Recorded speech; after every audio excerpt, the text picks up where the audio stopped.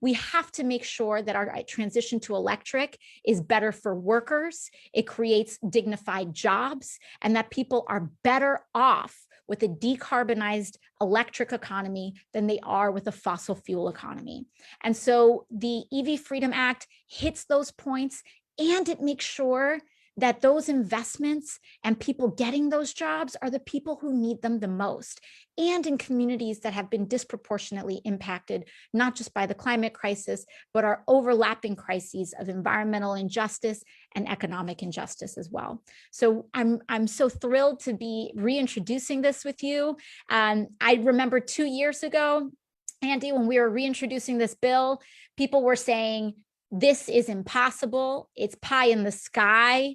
No serious Democrat is ever going to agree to building hundreds of thousands of EVs in less than in less than 10 years, let alone 5 years.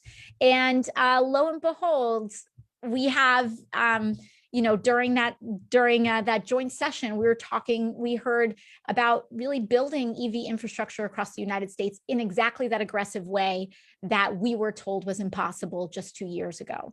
And so I think it speaks to the amount of work that you have done, Congressman Levin, and the coalition building that you have created from the heart of from the heart of Motor City and the heart of just our union movement here in the United States. And so not only is this going to be good for workers, but we want to make sure that this transition is led by workers and the communities that are most impacted. So thank you so much for inviting me, for being here today, and let's get this thing done. 5 years, 500,000 EV charging stations.